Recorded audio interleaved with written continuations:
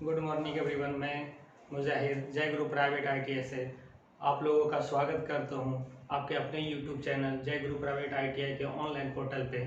तो चलिए, जैसा कि आप लोगों को पता ही है कि पिछला इंट्रोडक्शन क्लास आप लोग को हुआ था, उसमें मैंने फीटर ट्रेड का फुल फॉर्म बताया कि फीटर का फुल फॉर्म क्या है, जो कि बहुत ही इंटरेस्टिंग था। और ये गुण जो है आप लोगों में हर एक फीटर स्टूडेंट में रहना बहुत ज़रूरी है, ठीक है। तो चलिए, फिटर का फुल फॉर्म बताने के बाद मैंने कुछ बात की थी फिटर के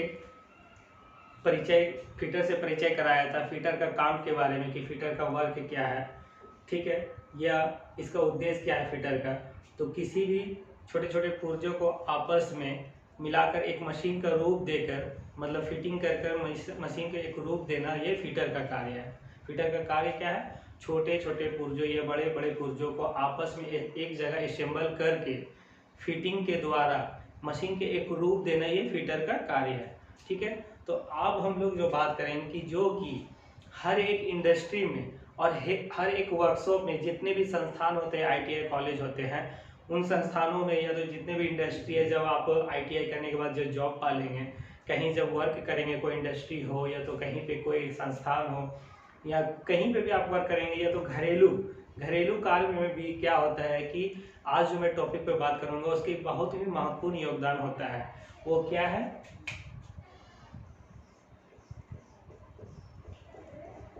सेफ्टी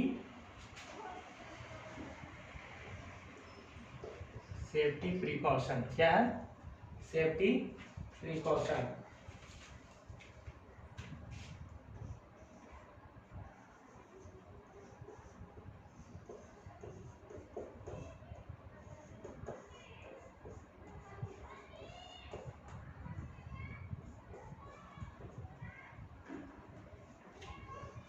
सेफ्टी प्रिकॉशन मतलब सुरक्षा सावधानियां। क्या है? सुरक्षा सावधानियां। तो आप लोग याद रखिए कि आप कहीं पे भी वर्क करेंगे, चाहे वो इंडस्ट्री हो, चाहे वो घर हो, चाहे वो संस्थान हो के वर्कशॉप हो, हर जगह आपको सेफ्टी प्रिकॉशन रखना बहुत ही इम्पोर्टेंट है। तो सेफ्टी प्रिकॉशन में आज इंट्रोडक्शन में हम लोग क्या देखेंगे?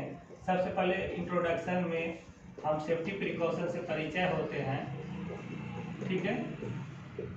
कि हम जब वर्कशॉप में कार्य करते समय क्या होता है कि कार्य करते समय प्रत्येक श्रमिक को अपने बचाव का विशेष ध्यान रखना पड़ता है। क्या करना पड़ता है? अपने बचाव का विशेष ध्यान रखना पड़ता है, ठीक है।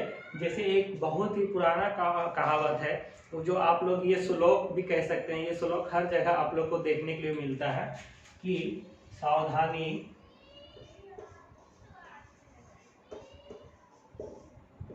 सावधानी हटी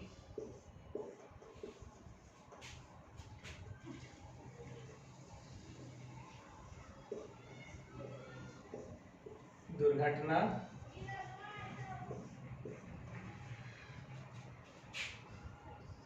सावधानी हटी दुर्घटना घटी। ये श्लोक जो है आप लोग बचपन से सुनते आ रहे हैं, किसी बुजुर्ग से सुनते आ रहे हैं, या कहीं संस्थान में लिखे होते हैं, बड़े बड़े अक्षरों में ये श्लोक लिखे होते हैं, या कहीं इंडस्ट्री में आपको लिखे मिलते हैं दीवारों पे कि सावधानी हटी दुर्घटना घटी। तो वर्कशॉप में क्या होता है या तो कोई इंडस्ट्री में क्या होता है कि हर एक श्रमिक को क्या करना चाहिए? अपनी सुरक्षा का ध्यान रखना चाहिए, ठीक है। तो इसके अंतर्गत जैसे कॉजेज ऑफ एक्सीडेंट, मतलब अगर हम सुरक्षा नहीं रखेंगे तो क्या दुर्घटना हो सकती है, उसका कारण क्या, मतलब सुरक्षा पे अगर हम विशेष ध्यान नहीं देंगे तो दुर्घटना का क्या क्या कारण है वो हम देखते हैं, ठीक है। मतलब हम कह सकते हैं कॉजेज ऑफ एक्सीडेंट्स,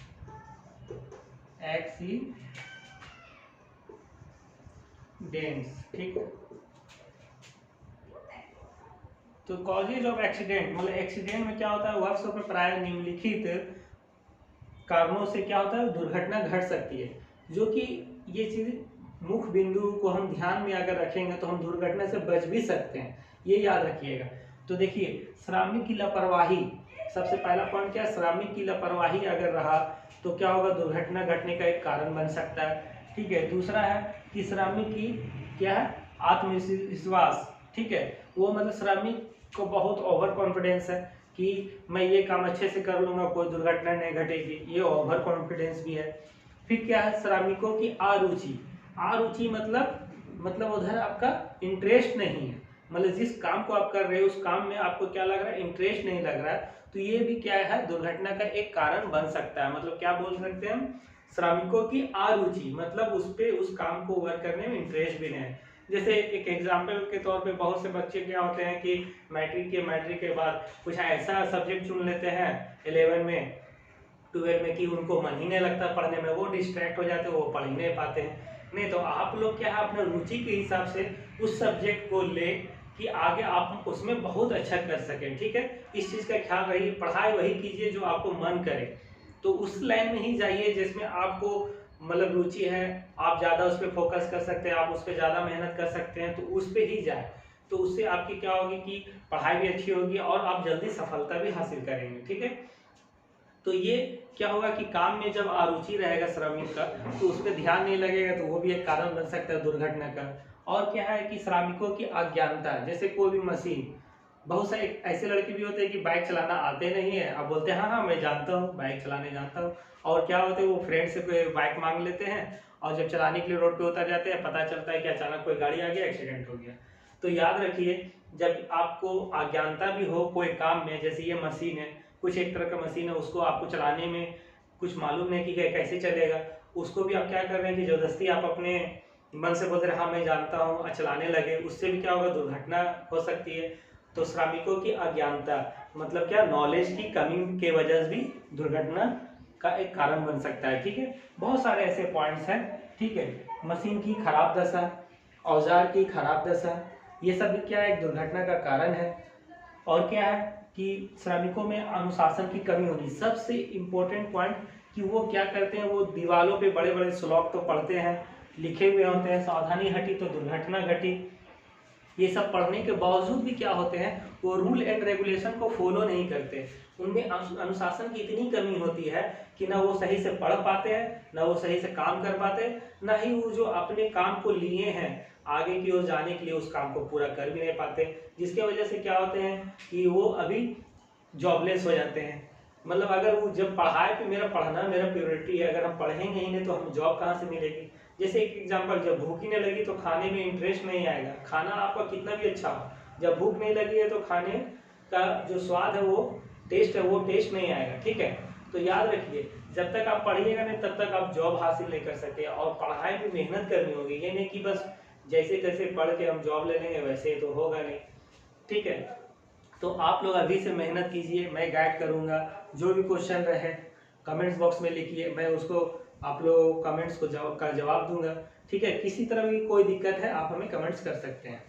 तो चलिए, तो क्या हुआ कि अनुशासन, श्रमिकों में अनुशासन की बहुत भारी कमी रहने की वजह से भी दुर्घटना का ये एक कारण है, ठीक है। तो ये जो तो था introduction and causes of accident, ठीक है। तो ये दोनों को भी आपको पॉइंट को याद रखना है। अब मैं तीसरा पॉइंट पे जो बात करूंगा कि सेफ्टी रूल्स क्या है जिसको हमको फॉलो करना चाहिए, ठीक है।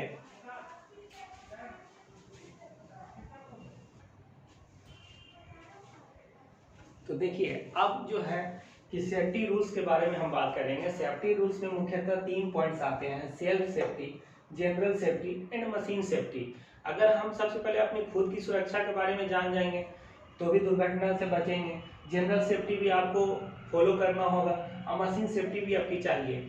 तो सेल्फ सेफ्टी में क्या क्या आएगा, मैं वो बात करूंगा कि सेल्फ सेफ्टी में जैसे श्रमिक को अपने कार्य के लिए पूर्ण जानकारी कर लेनी चाहिए। अगर संदेह हो तो कोई अपने वरिष्ठ अधिकारी से उसके बारे में जानकारी ले लेनी चाहिए, ठीक है। अपने कार्य स्थल को साफ रखना चाहिए, ठीक है। गीले कपड़े वगैरह क्या है, ये सब नहीं पहनने चाहिए, ठीक है। और क्या है, जैसे मफलर, टाई, ठंडे के दिनों में बहुत से मफलर या तो टाई या तो हाथ में कड़ा, घड़ी वगैरह भी यूज नहीं करनी चाहिए। ये खुद की क्या है, सेल्फ सेफ्टी है, ठीक है। ऐसे बहुत सारे पॉइंट्स है सेल्फ सेफ्टी में, वो आप लोग बुक में भली भांति देखकर नोट कर सकते हैं। तो ये हुआ सेल्फ सेफ्टी जो हम खुद को बचा के कर सकते हैं, कि जब पैर में जूता पहनना चाहिए, ठीक है। ये सब सेल्फ सेफ्टी है। अब हम जनरल सेफ्टी में क्या बात करेंगे कि जनरल सेफ्टी में हम कह सकते हैं कि कार्य क्रिया के अनुसार सही औजारों का प्रयोग करना चाहिए, खराब औजार का प्रयोग नहीं करना चाहिए, ठीक है। टूटे हुए हैंडल या तो बिना हैंडल वाले फाइल का यूज नहीं करना चाहिए, स्टील रूल को पेचकस की तरह यूज नहीं करनी चाहिए, ठीक है। प्रिसीजन इंस्ट्रूमेंट को क्या है, मतलब अन्य विभिन्न औजारों के साथ में मिलाकर नहीं रखना चाहिए। ये सब क्या हमारा जनरल सेफ्टी है, ठीक है। अब हम बात करते हैं मशीन सेफ्टी। तो मशीन सेफ्टी क्या है कि जैसे मशीन को कार्य करने से पहले मशीन को भली भांति क्या उनके बारे में जानकारी ले लेना आवश्यक है, ठीक है। और उसके ऑन और ऑफ बटन को भी समझ लेना चाहिए कि किस बटन से ऑन होगा ये मशीन और किस बटन से ऑफ होगा, ये चालू करने से पहले, ठीक है। और चलते हुए मशीन को साफ नहीं करनी चाहिए। चिप्स मशीन में, जैसे लेथ मशीन एग्जांपल, क्या होता है कि मशीन में जब लेथ मशीन में हम कुछ भी वर्क को टर्न करते हैं तो उसमें छोटे छोटे चिप्स के रूप में जो निकलते हैं उन्हें हाथ से साफ नहीं करना चाहिए, ब्रश से साफ करना चाहिए, ठीक है। मशीन अचानक अगर जैसे लाइन कट गया तो मशीन का बटन जो है वो ऑफ कर देना चाहिए, ठीक है। और चलते हुए मशीन में कोई ऐसा वर्क नहीं करना चाहिए। ये हमारा क्या हो गया, मशीन सेफ्टी हो गया। तो जैसे रूल, सेफ्टी रूल्स में आप ये 3 को फॉलो कीजिएगा, self safety, general safety and machine safety, तो आप क्या है कि दुर्घटना से भी बच सकते हैं। तो ये सेफ्टी प्रिकॉशन आपको हर एक जगह फॉलो करना होगा, चाहे वो इंडस्ट्री हो, चाहे आपके संस्थान में वर्कशॉप हो, चाहे आपका घर हो, हर जगह सेफ्टी प्रिकॉशन रखनी चाहिए, ठीक है। मतलब सावधानी, सुरक्षा सावधानी रखनी चाहिए।